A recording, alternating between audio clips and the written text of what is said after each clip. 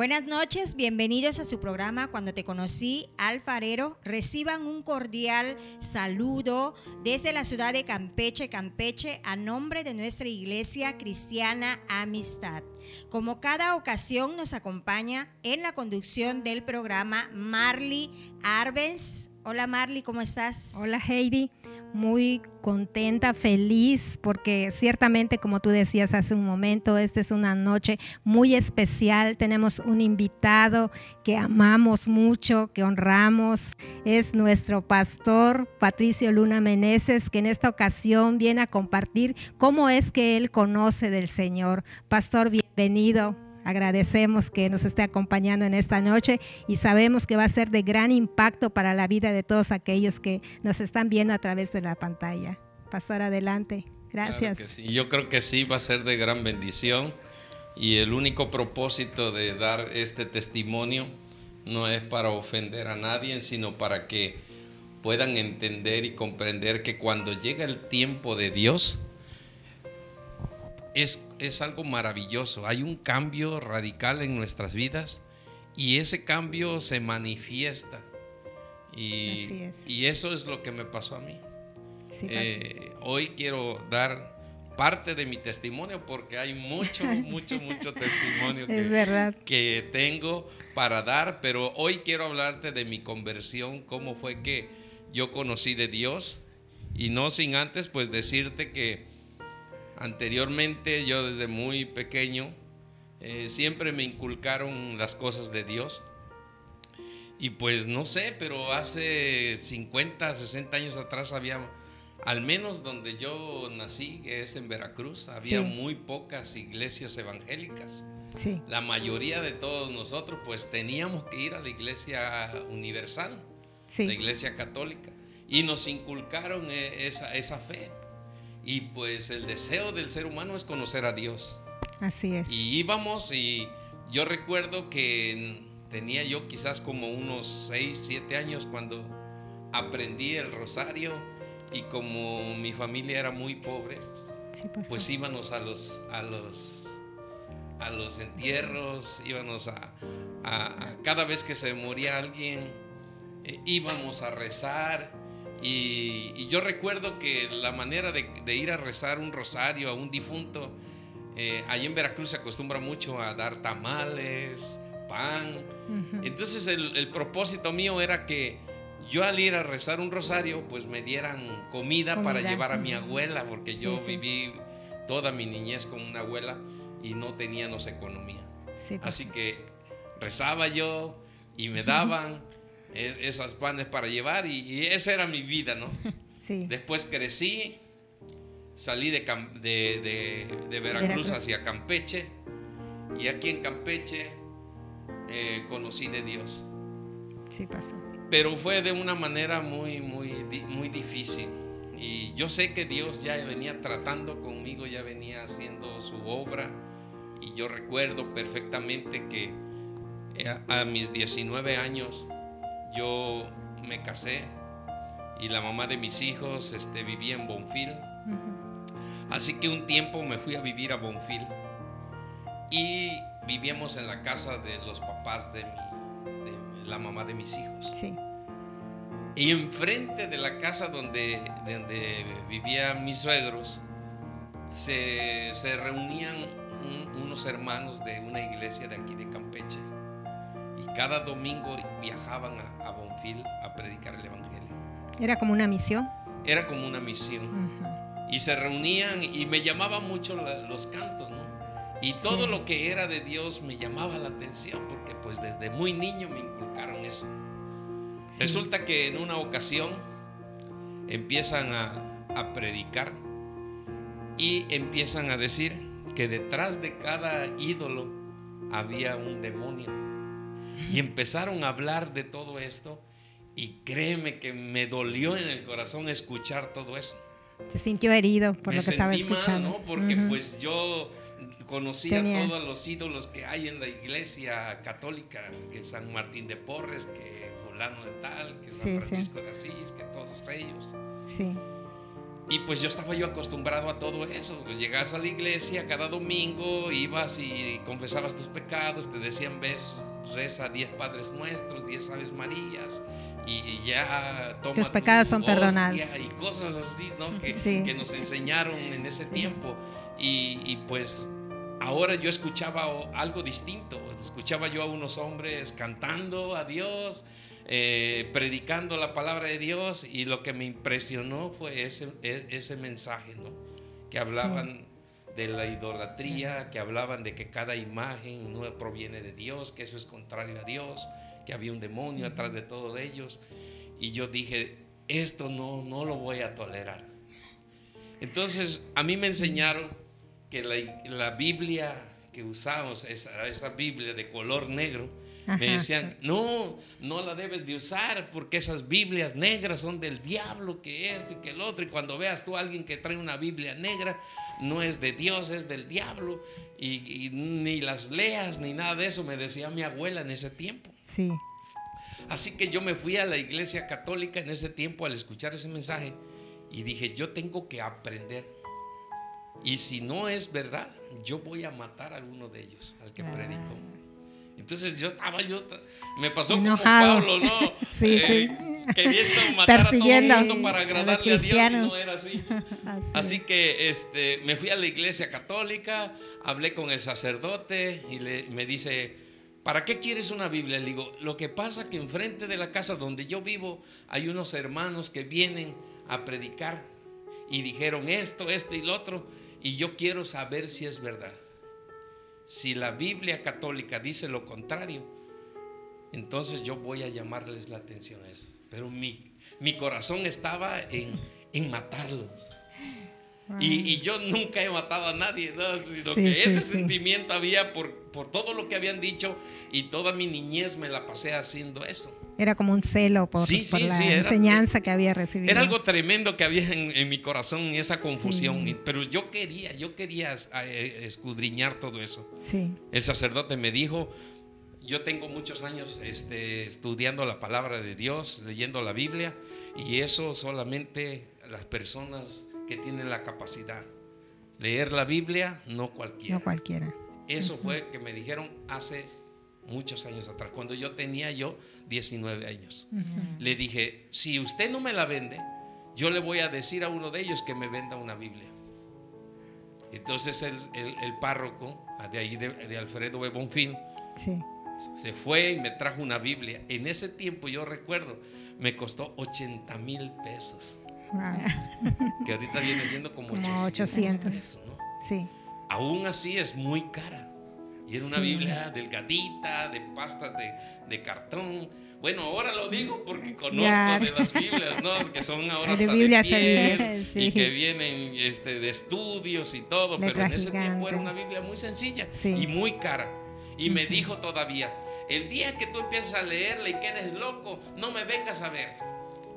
Yo te lo estoy advirtiendo que eso te va a hacer daño. Y me fui yo con mi Biblia. Ahora que tenía yo mi Biblia, pues llegó el día domingo donde tenía yo que investigar y todo eso.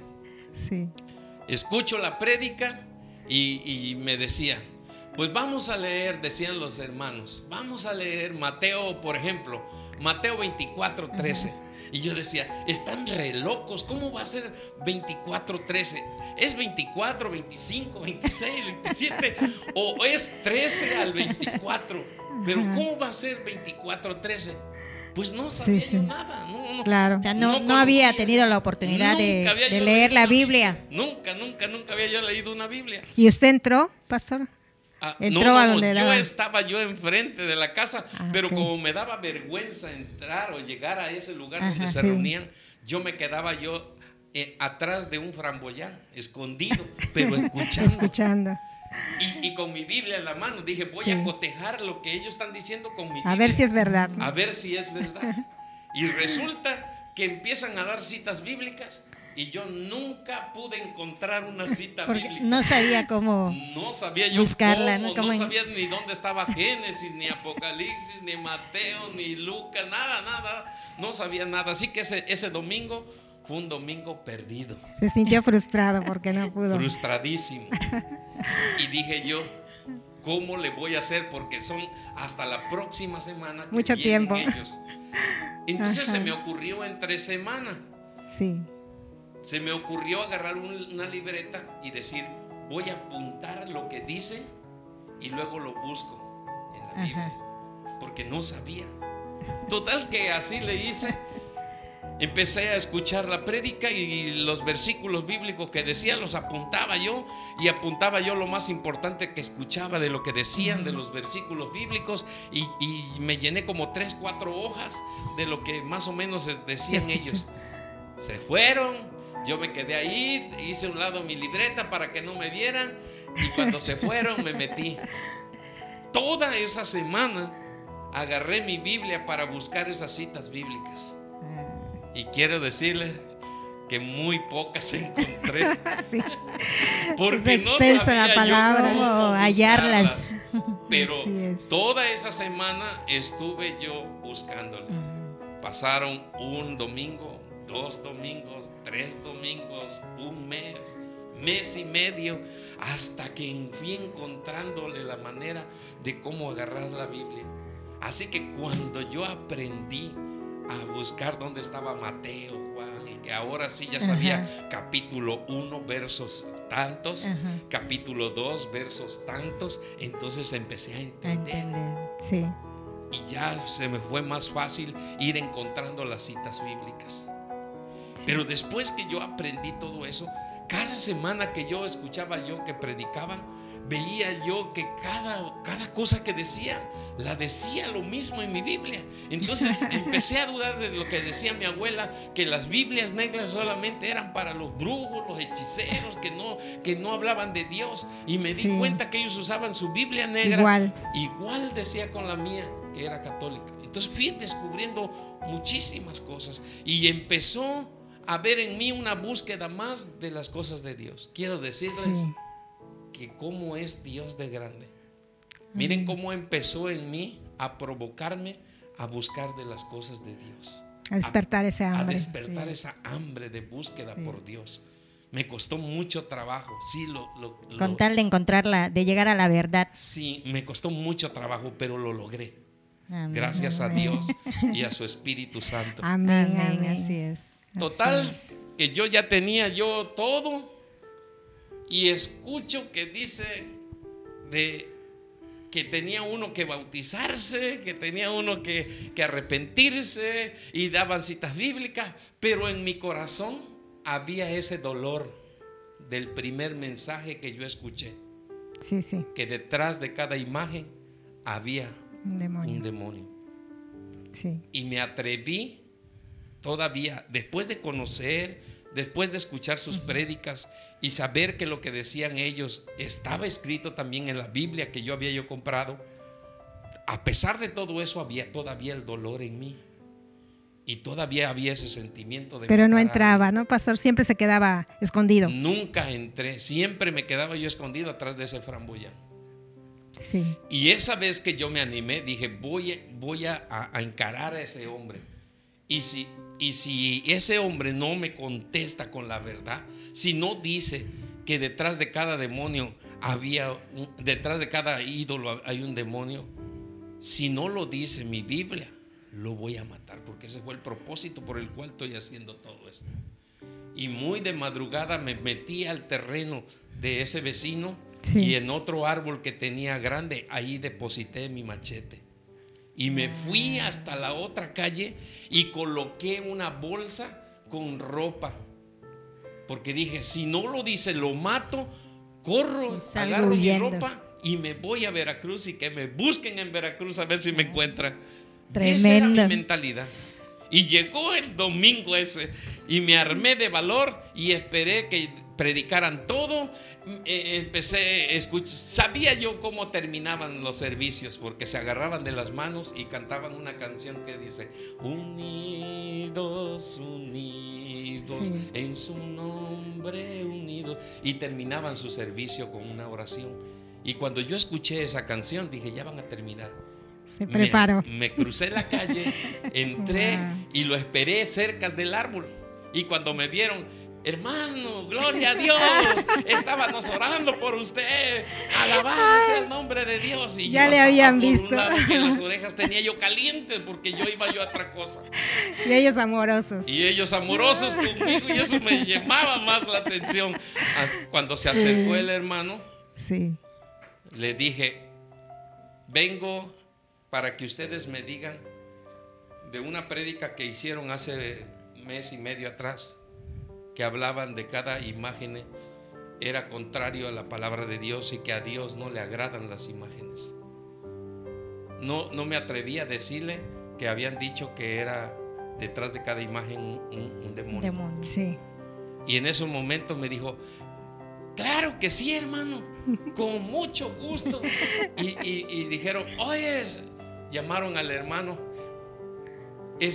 tú predicaste lo de los ídolos, ¿verdad? Y le dijo: sí. De casualidad tienes las citas bíblicas para que el hermano aquí las vea, las compruebe en su Biblia. Claro que sí. Y se acerca el otro hermano y me dice: ¿qué es lo que necesitaba saber? Le digo: es que usted predicó y dijo que los ídolos no son de Dios, que a Dios no le gusta. Y quiero que me compruebe ese. Claro que sí, mi hermano. Y agarró su cuaderno y se puso sus lentes y empezó a buscarme cada uno de los versículos. Entonces agarró y me dio Isaías 40, 18 al 31, me dio Habacuc 2, 18, me dio Jeremías 10, 3, me dio Isaías 44 y me dio Salmos 115. Sí. Y cada uno de esos versículos, ¿sabes?, hablaba tremendamente sobre los ídolos. sobre los ídolos. Sí. En Éxodo capítulo 20, en los 10 mandamientos de la iglesia, nos habla y nos dice: no tendrás dioses ajenos delante de mí, no te harás imagen de lo que haya en el cielo, en la tierra y debajo de la tierra. Que hay en el cielo estrellas, sí, la luna, el sol.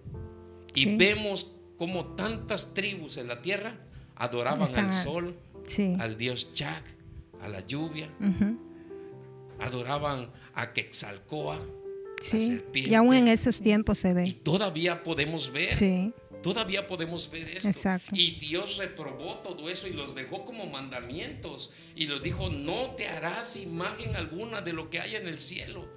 Sí.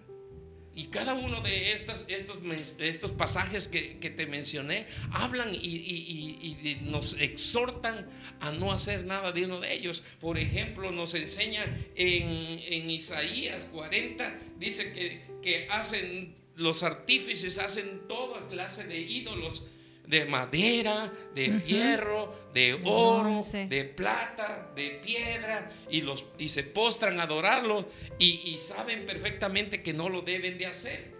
Sí. Y también en Salmo 115 nos habla con respecto a ellos y dice que tienen ojos y no ven, tienen boca, sienten, no hablan, tienen pies y no andan. Y cada vez que ellos me decían eso, me imaginaba yo todas esas imágenes, porque a veces cuando salían de la iglesia católica iban cargando una imagen y iba gente cantando y adorando, y decía: ¿cómo es posible que anden? Después de que yo vi todo eso en la palabra de Dios que ellos me mostraron, después dije: entonces todo ese tiempo de mi juventud me engañaron. Entonces yo le pregunté a esos hermanos y les dije: oiga, con respecto a lo que es el bautismo, ¿por qué ustedes dicen que no se debe de bautizar a los niños? Y me dijeron: sí, la Biblia dice que el bautismo es para el arrepentimiento de los pecados, y un niño no puede arrepentirse. Exacto. Porque no tiene todavía, no tiene conciencia, no tiene pecado. Y yo le dije: pero si a mí me habían dicho que tenían que bautizarlos por el pecado original. Y me dijo: no, Jesús pagó el pago del precio del pecado original en una cruz. Amén. Y nos hizo libres. Amén. Entonces yo le dije: bueno, y entonces, ¿y el purgatorio? Nos han dicho que si nosotros hacemos una misa, 10 misas, podemos salir del purgatorio. El pecador puede ser rescatado. Y me dijo: en toda la Biblia no existe la palabra purgatorio. Y Así eso me es. quedó bien. Y me dijo también una cosa: ¿Tú sabes leer el rosario? Me dijo, sí. Le dice, a ver, dímelo. Y empecé con las frases que se comienza el rosario. Sí. Dios te salve María, llena eres de gracia, el Señor es contigo. Y me dice, Sí. ¿sabes lo que estás diciendo? Dios te salve María, llena eres de gracia, el Señor es contigo, bendita entre todas las mujeres. Y después, ¿cuál es la otra? Santa María, Madre de Dios, ruega, Señora, por nosotros los pecadores, Sí. a la hora de nuestra muerte, amén. Entonces dice, ¿cómo ves estas dos frases? Primero le dices, Dios te salve María, llena de gracia. Y en la segunda frase le dices, Santa María, Madre de Dios. ¿No crees que hay una confusión? O es su madre, o es una mujer como cualquier otra que le pide que la salve Dios. Es verdad. ¿Por qué le dijo entonces su prima, Dios te salve María? Si en la otra frase que dices en el rezo, dices Santa María, Madre de Dios, o es su madre, o quiere que la salve. Y todo eso se me quedó. Fue impactando su mente. mente. Porque toda mi vida, los 19 años, pues yo había conocido todo distinto. Sí. Y no me lo estaban diciendo él de su propia palabra, sino Comprobándolo. que estaba agarrando sustentado. su Biblia y con mi propia Biblia. Y algo de lo más tremendo que me di cuenta, que en mi Biblia, por ejemplo, cuando dice de los ídolos en Éxodo, en la Biblia católica dice, maldito aquel que se postre delante de un ídolo. Maldito aquel que se postre delante de un ídolo. Está más fuerte. Está más fuerte. La palabra. Sí. Está más fuerte. Sí, es verdad. Y me impactó donde dice en Jeremías, dice que un hombre salió al campo, vio un árbol hermoso, lo cortó, era un artífice, hizo la imagen de un hombre, y cuando hizo la imagen del hombre lo puso, lo talló bien hermoso y empezaron a adorarlo. Empezó la gente a adorarlo. Y de lo que sobró de la madera, él sabía que calentaba su agua, que calentaba su pan. Y él se puso a pensar, ¿cómo es posible que de un Dios? No puede ser, dijo él. No puede ser que esto sea Dios y que lo adoremos. Y él se arrepintió, él tenía ese temor. Sí. Entonces, todo esto fue causándome. Pero ahí empieza todo. Porque dije, a este que ya me dijo la verdad, ¿cómo lo mato? Total que me regresé otra vez, dejé mi machete ahí, dejé mi bolsa allá y esperé que todos se fueran. Fui, recogí mi machete, recogí mi bolsa para traer mis ropas y me quedé tranquilo. Y en ese momento empezó otra vez una etapa de mi vida. ¿Quién me engañó? Pensando esto, ¿quién me engañó? Y fui a la iglesia católica. Ahora, denme razón de esto, ¿no? Agarré y me metí en la parte de atrás el machete y dije, si no maté a este, tengo que matar a alguien. Porque a mí no me van a engañar. Y menos con las cosas de Dios. Iba decidido a Yo la iba verdad. Yo decidido a todo. A todo. A todo por Dios. Llego a la iglesia católica, toco la puerta, sale el sacristán y le dije, vengo a hablar con el sacerdote. Y me di cuenta que estaba viniendo en el pasillo de la iglesia. Y le dije, ahí viene. Me dice, paso, y lo agarré a la mitad de la iglesia. Ahí lo agarré. Le dije, ¿se acuerda de mí? No, yo soy el que le vino a comprar la Biblia que dijo usted que iba yo a quedar loco de leerlo. Creo que ya quedé loco. Dice, ¿pero qué te pasó? ¿Qué? Le dije, mire, yo le compré con un propósito, para descubrir que lo que estaban diciendo aquellos hombres, los aleluyas, que era mentira lo que decían. Pero me di cuenta que lo que dicen ellos está escrito en la Biblia. Y quedé avergonzado delante de ellos, porque yo durante 19 años nunca había yo agarrado una Biblia. Nunca. Y cuando ellos me explicaron paso a paso todo lo que me dijeron que Dios no permite que se hagan ídolos. Y mire cuántos tenemos aquí. Cuando venimos a confesarnos, usted nos dice que nos vayamos y nos hinquemos ante esa imagen. Y cuando la Biblia nos dice que no lo hagamos. Así es. Y también quiero decirle una cosa. ¿Por qué ustedes bautizan a los niños pequeños si los niños pequeños no pueden confesar sus pecados? Y la Biblia dice que el bautismo en agua es para el arrepentimiento de los pecados. Dígamelo, pero yo molesto ya. Y con ganas ya de sacar el machete y darle. Y seguí, dígame usted en qué parte de la Biblia. Pero así le gritaba yo. Enojado, ¿en qué parte de la Biblia dice del purgatorio? Sin palabras. Padre eterno, y él se quedó callado. Le dije, a ver, dígame usted, ¿por qué decimos en el rezo Dios te salve María y luego decimos Santa María, Madre de Dios? ¿O la salva Dios o es su madre? Dígamelo. Y empecé a decirle un montón de cosas. Ya no me aguanté. Saqué el machete y le dije, yo iba a matar a esa gente, pero ahora lo voy a matar a usted. Ese hombre quedó blanco. Sí, lo creo. Paralizado del miedo. Así quedó blanco. Pálido de la Y impresión. agarré el machete y se lo puse en el pecho.